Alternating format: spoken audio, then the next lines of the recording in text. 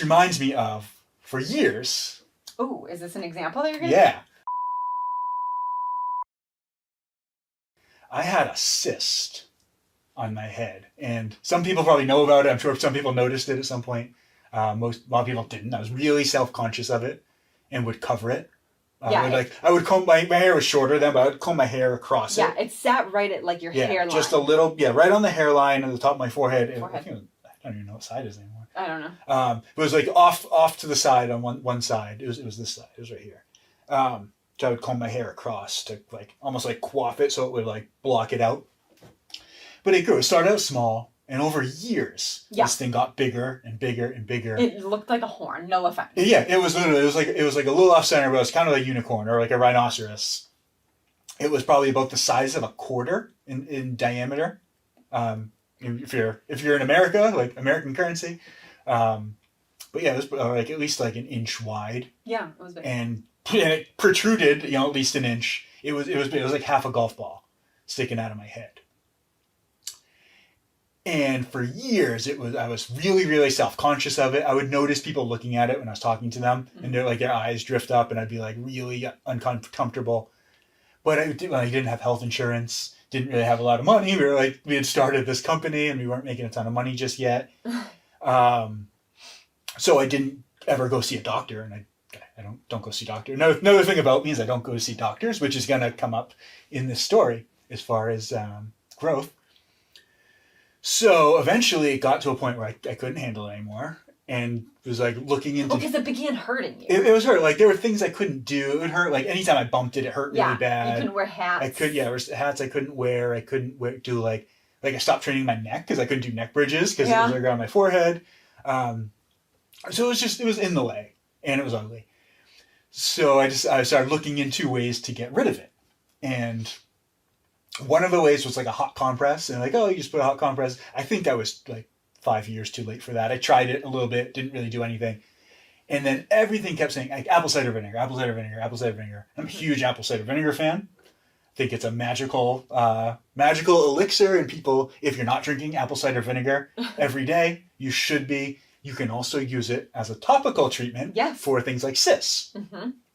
So I had this huge cyst, and what I decided to do every day was I would soak cotton balls in apple cider vinegar, press it against it, and then bandage it. So I had this bandage across my head. Now I just wear headbands over it so people couldn't see it. But for a couple of weeks, at least, probably close to a month, to be honest. I probably did it for too long. Yeah, but 3 to 4 weeks. So I would keep this, and I would just constantly, as the cotton ball dried up, I would repackage it, recover it. At least 2 or 3 times a day. Yeah. And I want to say real quick, this is not medical advice. Oh my God! If you have a cyst, do what you want. Yeah. Do not blame me or say that I did this. Yeah. This is what I did. Yeah, this is not advice for anybody who needs to remove a cyst. Yes. No. Seek a medical professional's opinion. Dan Dan knew in his heart that that wasn't what he was going to do. He was going to handle it himself. Exactly. Yeah. So that's a really good way of putting it. So I did not want to go see a doctor for this thing, and I knew that my body was capable of healing itself if I gave it the tools it needed and I helped it. So my helping my body was to put apple cider vinegar on this 24 hours a day. I would sleep in it. I would redo it every couple hours. I would soak this thing, put a new cotton ball, soak in apple cider vinegar, put it back on, keep it tension there. And eventually it started, it's starting to shrink a little bit. And then it also started getting scabby. Yeah. And I'm like, okay, this is interesting. This thing's getting scabby. Something's happening. And the scab was like a black scab. It wasn't a white scab. It was crazy, yeah. It was a dark, thick, strong, solid scab. And I was like, hey, something's happening. Trusting the process. And I was really good at trusting the process for most of this. Yeah. So I put the thing on, and I was like, oh, it's all scabby. Because then the scab just kept getting bigger. The scab got big. So I guess the cyst was about an inch wide. The scab became about an inch wide. It was like the whole face of the cyst. And I would keep doing it.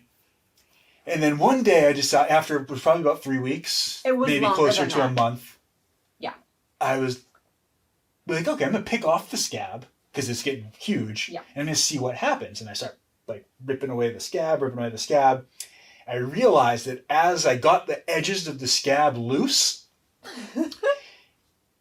as I would pull on it to try and rip it off, I noticed that underneath it, the whole cyst was moving. Oh my God. It was freaking crazy. And at that point, it had shrunk a lot. Which is crazy. This thing, like I said, it was half the size of a golf ball.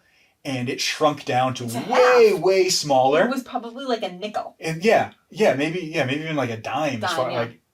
And scabby, really scabby on one side. But as I was picking at it, I noticed that I could pull it all to one side and see behind the scab was like a fresh cyst. Yeah. And I was like, this is so cool.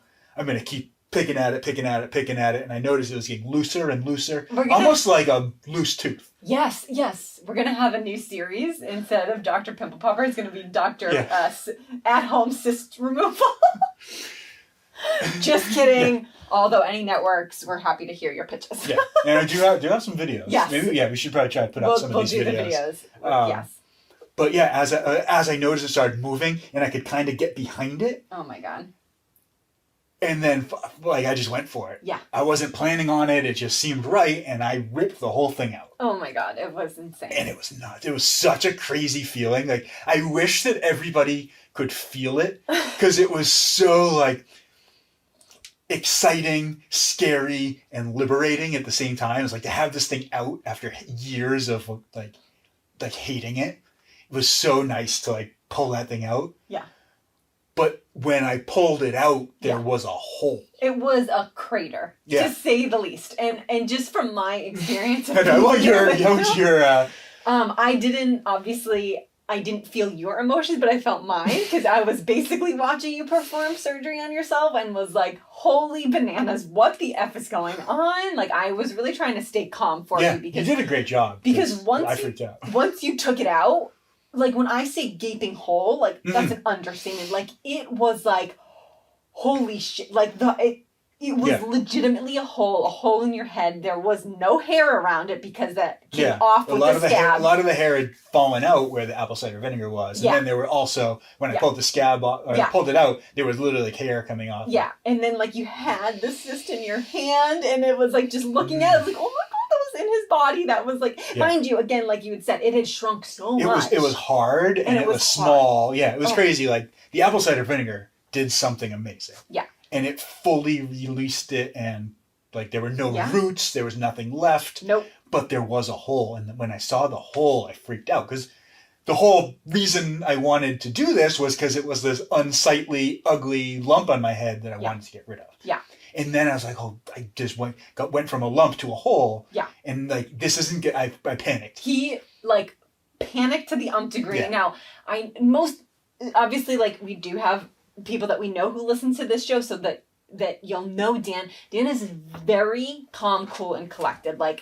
He's not an anxious person. He's not someone who stresses, or if he does it internally. But this was all out. Holy shit, I need to go to the emergency room to get stitches. And I was just I didn't say anything at first. I was okay, and all you kept saying is we need to go down the street right now to the ready med or whatever, the 24-hour quick medical thing. I need stitches right away. Yes, 100%. If you walked into a hospital, this is a gaping hole. Anybody in their right mind would be yeah, you need stitches.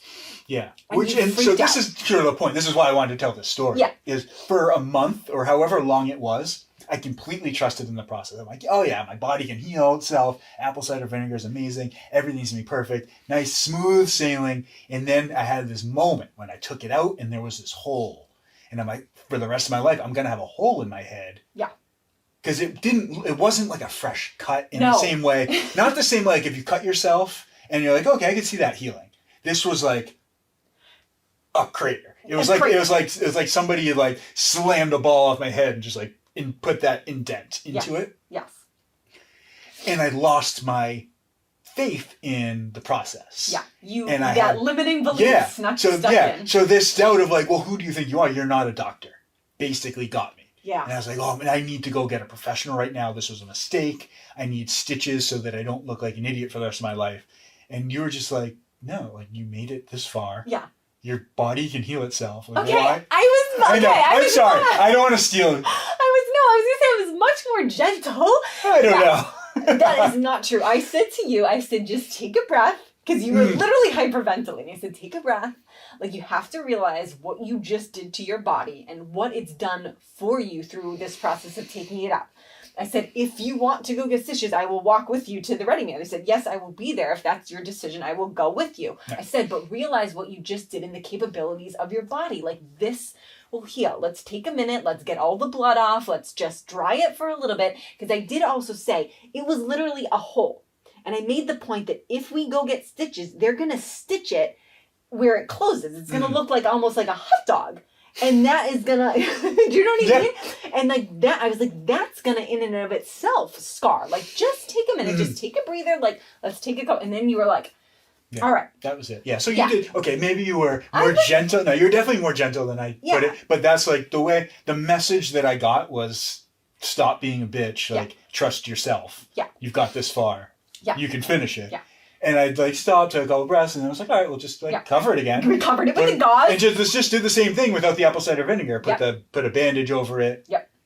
And then just like let it heal. Yeah. And then even the next day, right? Yeah. You woke up that next morning, because you did it kind of later in the afternoon. Yeah. And it had already started to fill in. Yeah. Which what I mean by fill in, it was almost like it was healing from the bottom up. Right, yeah. That it wasn't encaving. The hole got smaller before it sealed. Exactly. And it just kind of, and then it started to like almost at the same time, like the bottom came up as the skin came together. Yeah. And it's like, and now you can't even tell. Like, no. I can like rub around and feel and kind of guess where there's a scar, but it's under my hair. My hair grew back. Yes. You can't really tell it's there. And like, I have a lot of hair, so it's like it's covered up anyway. It's like, that's how intelligent our bodies are. Mm-hmm. And that intelligence of our bodies is the innate intelligence we have as well, as long as we get out of our way. Yeah.